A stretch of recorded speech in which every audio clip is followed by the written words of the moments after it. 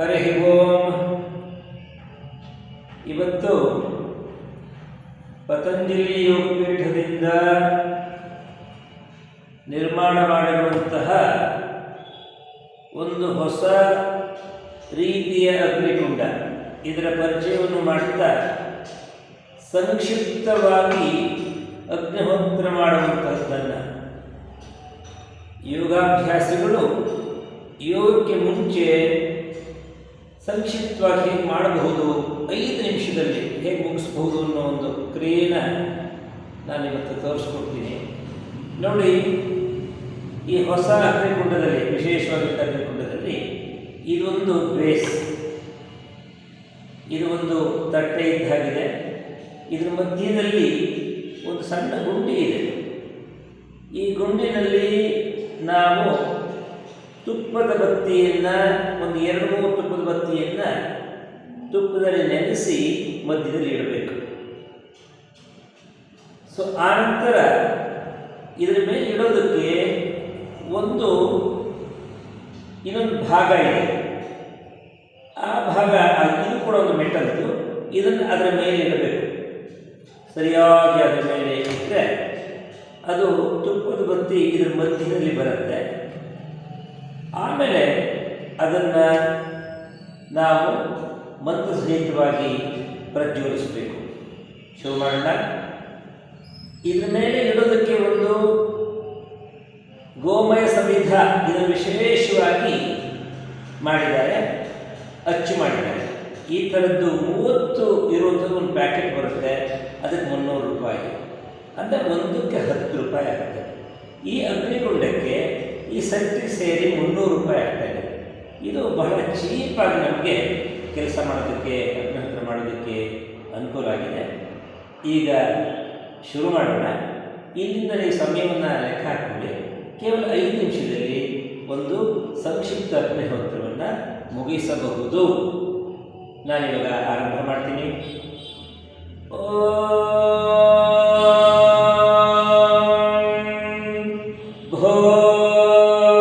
ಭೂರ್ಭುವಸ್ವಃ ತತ್ಸವಿತುರ್ವರೆಣ್ಯಂ ಭರ್ಗೋ ದೇವಸ್ಯ ಧೀಮಹಿ ಧಿಯೋ ಯೋ ನ ಪ್ರಚೋದಯಾತ್.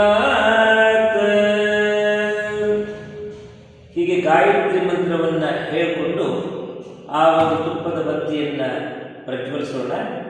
ಆನಂತರ ಈ ಸಮಿಧ ಏನಿದೆ ಅದನ್ನು ತುಪ್ಪದಲ್ಲಿ ಸ್ವಲ್ಪ ಬೇಕಾದರೆ ನೆನೆಸಬಹುದು. ನೆನೆಸಿದರೆ ಮುಂದೆ ಪ್ರಜ್ವಲಿಸೋಕ್ಕೆ ಸುಲಭ ಆಗುತ್ತೆ. ಹೀಗೆ ತುಪ್ಪದಲ್ಲಿ 4 ಕಡೆಯೂ ನೆನೆಸಿ ಆಮೇಲೆ ಇದನ್ನು ಅದರ ಮೇಲೆ ಇಡಿ. ಓಂ ಅಯಂತ ಇದ್ಮ ಆತ್ಮ ಜಾತವೇದಸ್ತೆ ನೇಧ್ಯಸ್ವ ವರ್ಧಸ್ವ ಚೇದ್ಧವರ್ಧಯ ಚಾಸ್ಮಾನ್ ಪ್ರಜಯಾ ಪಶುಭಿರ್ಬ್ರಹ್ಮವರ್ಚಸೇನಾನ್ಯೇನ ಸಮೇಧಯ ಸ್ವಾಹ ಇದಮಗ್ನಯೇ ಜಾತವೇದಸೆ ಇದನ್ನ ಮಮ. ಈ ಮಂತ್ರವನ್ನು ಹೇಳ್ತಾ ಇದರಲ್ಲಿ ಆ ಸಮಿಧ ಏನಿದೆ ಅದರ ಮಧ್ಯದಲ್ಲಿ ಒಂದಷ್ಟು ನಾವು ಹೋಮದ್ರವ್ಯವನ್ನು ಹಾಕಬೇಕು. ಓಂ ಅಯಂತ ಇದ್ಮ ಆತ್ಮ ಜಾತವೇದಸ್ತೆ ನೇದ್ಯಸ್ವ ವರ್ಧಸ್ವ ಚೇದ್ಧವರ್ಧಯ ಚಾಸ್ಮಾನ್ ಪ್ರಜಯಾ ಪಶುಭಿರ್ಬ್ರಹ್ಮವರ್ಚಸೇನಾನ್ಯೇನ ಸಮೇಧಯ ಸ್ವಾಹ ಇದಮಗ್ನಯೇ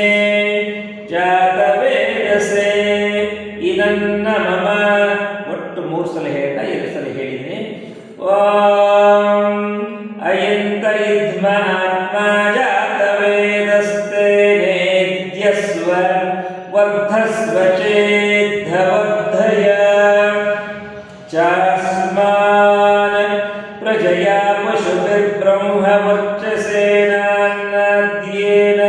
ಸಮೇಧಯ ಸ್ವಾಹಾ ಇದಮಗ್ನಯೇ ಜಾತವೇದಸೇ ಇದನ್ನ ಮಮ.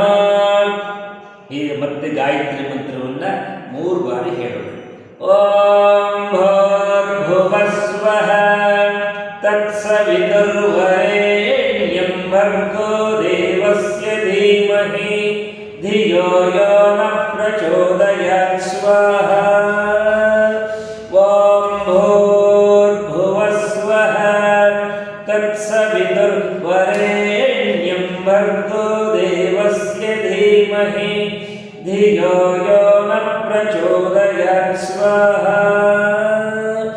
ಓಂ ಭೂರ್ಭುವಸ್ವಃ ತತ್ಸವಿತುರ್ವರೆಣ್ಯಂ ಭರ್ಗೋ ದೇವಸ್ಯ ಧೀಮಹಿ ಧಿಯೋ ಯೋ ನ ಪ್ರಚೋದಯಾತ್ ಸ್ವಾಹಾ.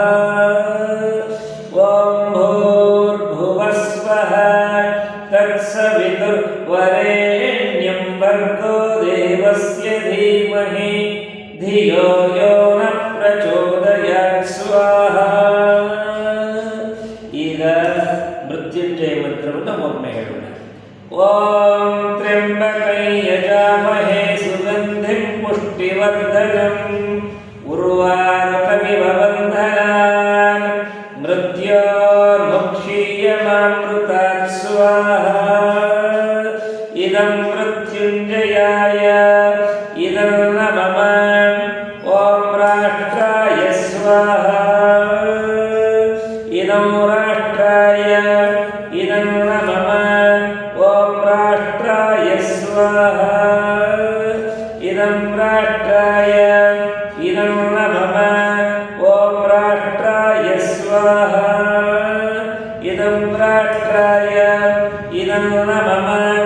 ಓಂ ನಮಃ ಶಂಭವಾಯ ಚ ಮಯೋ ಭವಾಯ ಚ ನಮಃ ಶಂಕರಾಯ ಚ ಮಯಸ್ಕರಾಯ ಚ ನಮಃ ಶಿವಾಯ ಚ ಶಿವತರಾಯ ಚ ಸ್ವಾಹಾ. ಓಂ ಸರ್ವಂ ಮಯಿ ಪೂರ್ಣಯೋ ಸ್ವಾಹಾ. ಓಂ ಸರ್ವಂ ಮಯಿ ಪೂರ್ಣಯೋ ಸ್ವಾಹಾ. ಓಂ ಸರ್ವಂ ಮಯಿ ಪೂರ್ಣಯೋ ಸ್ವಾಹಾ. ಓಂ ಶಾಂತಿ ಶಾಂತಿ ಶಾಂತಿ. ಹರಿ ಓಂ ಶ್ರೀ ಗುರುಭ್ಯೋ ನಮಃ. ಹರಿ ಓಂ. ಇಲ್ಲಿಗೆ ಸಂಕ್ಷಿಪ್ತ ಅಗ್ನಿಹೋತ್ರ ಮುಗಿದಿದೆ. ನಾವು ಈ ಸಂದರ್ಭದಲ್ಲಿ ಯಜ್ಞ ಪ್ರಜ್ವಲಿಸ್ತಾ ಇರುತ್ತೆ. ರೋಗಾನುಸಾರ ನಾವೇನಾದರೂ ಚಿಕಿತ್ಸೆಯನ್ನು ಮಾಡ್ತೀವಿ ಅಂತ ಹೇಳಿದರೆ, ಚರ್ಮವ್ಯಾಧಿ ಇದ್ದರೆ ಚರ್ಮೇಷ್ಟಿ, ಹೃದಯ ಸಂಬಂಧಿ ಕಾಯಿಲೆಗಳಿದ್ದರೆ ಹೃದಯೇಷ್ಟಿ, ಹಾಗೆಯೇ ಡಯಾಬಿಟಿಕ್ ಇದ್ದರೆ ಅದಕ್ಕೆ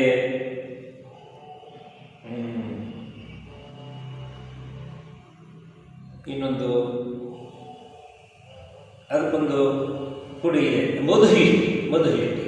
ಹಾಗೆಯೇ ಬೇರೆ ಬೇರೆ ಕಾಯಿಲೆಗಳಿಗೆ, ವಾತಕ್ಕೆ ವಾತಯಷ್ಟಿ, ಈ ರೀತಿ ಬೇರೆ ಬೇರೆ ರೋಗಗಳಿಗೆ ಅನುಸಾರವಾಗಿ ಒಂದಷ್ಟು ಹೋಮದ್ರವ್ಯಗಳು ಪತಂಜಲಿ ಸ್ಟೋರ್ ಸಿಗುತ್ತೆ. ಅದನ್ನು ಇದರಲ್ಲಿ ಹಾಕಿದರೆ ಅದು ಪ್ರಜ್ವಲಿಸ್ತಾ ಇರುತ್ತೆ. ಹಾಗೆಯೇ ಅದರ ಧೂಮ ಅಲ್ಲೆಲ್ಲ ವ್ಯಾಪಿಸುತ್ತೆ. ಇದ್ರ ಮುಂದೆ ನೀವು ಪ್ರಾಣಾಯಾಮ, ಧ್ಯಾನ ಎಲ್ಲ ಮಾಡ್ಬೋದು, ಯೋಗ ಮಾಡ್ಬೋದು. ಯೋಗವನ್ನು ಮಾಡಿದಾಗ ಅದು ಯಜ್ಞ ಸಹಿತ ಯೋಗ ಆಗುತ್ತೆ.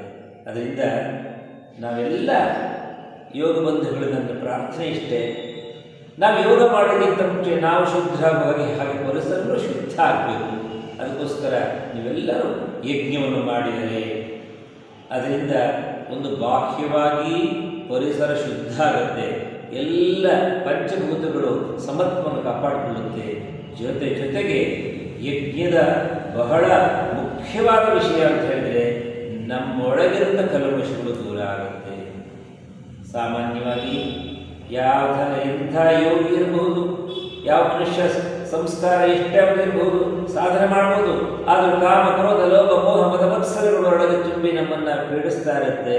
ಅನೇಕ ಸಲ ಅನೇಕರ ಮೇಲೆ ಸಿಟ್ಟು ಮಾಡಿಬಿಡ್ತೀವಿ, ಅನೇಕರ ಮೇಲೆ ನಾವು ತಾತ್ಸಾರ ಮಾಡ್ತೀವಿ, ಬೇರೆ ಥರ ನೋಡ್ತೀವಿ.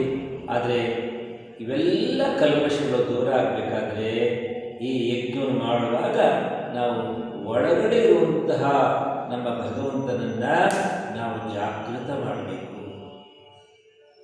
ಅಯಂತ ಇತ್ಮ ಆತ್ಮಾಜಾತ ವೇದಸ್ತೇನೆ ಧ್ಯಸ್ವರ್ಧಸ್ವ ಚೇದ್ಧವರ್ಧಯ ಚಾಸ್ಮಾನ್ ಪ್ರಜಯಾ ಪಶುಭಿರ್ಬ್ರಹ್ಮ ವರ್ಚಸೇನಾನ್ನಾದ್ಯೇನ ಸಮೇಧಯಸ್ವ.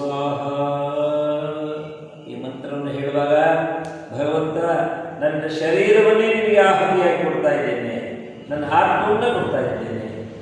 ಅದರಿಂದ ಈ ಆತ್ಮದಲ್ಲಿ ನನಗೆ ಒಂದಷ್ಟು ಭಗವತ್ ತತ್ವವನ್ನು ತುಂಬು,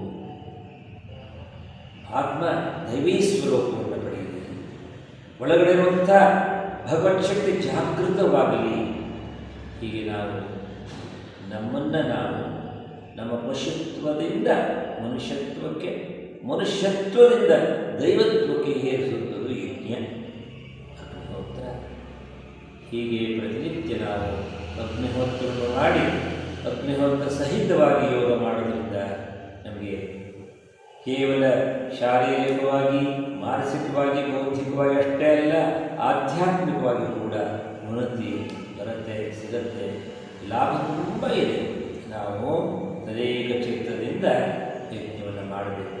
ಇಷ್ಟು ಸುಲಭವಾಗಿ ಸರಳವಾಗಿರುವಂತಹ ಮತ್ತೊಂದು ಯಾವ ವಿಧಾನ ನಮಗೆ ಭಗವಂತ ಬಳಸ್ಕೊಳ್ಳೋಕ್ಕೆ ಸಾಧ್ಯ ಇಲ್ಲ.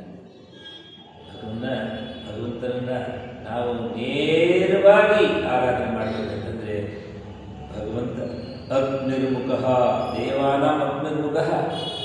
ಭಗವಂತ ನಮಗೆ ಈ ಯಜ್ಞ ಏನಿದೆ ಭಗವಂತನ ಅದು ಮುಖ, ಅದಕ್ಕೆ ನಾವು ನೇರವಾಗಿ ನಾವು ನೈವೇದ್ಯವನ್ನು ಮಾಡೋ ಹಾಗೆಯೇ ಅಲ್ಲಿ ಹವಿಸ್ಸನ್ನು ಹಾಕ್ತೀವಿ. ಹವಿಸ್ಸನ್ನು ಭಗವಂತ ಸ್ವೀಕರಿಸಿ ಜೀರ್ಣ ಮಾಡಿಕೊಂಡು ಅದರಿಂದ ನಮಗೆ ಪ್ರಾಣವಾಯುವನ್ನು ಬಿಡುಗಡೆ ಮಾಡ್ತಾನೆ. ಇಡೀ ಪರಿಸರ ಚೆನ್ನಾಗಿರ್ತಾನೆ, ನಿನ್ನ ಒಳಗಡೆ ಪರಿಸರವನ್ನು ಕೂಡ ಚೆನ್ನಾಗಿರ್ತಾನೆ. ಹಾಗಾಗಿ ಪ್ರತಿನಿತ್ಯ ಒಂದು ಸಣ್ಣದಾಗಿ ಯಜ್ಞವನ್ನು ಮಾಡಿ ನಾವು ಯೋಗ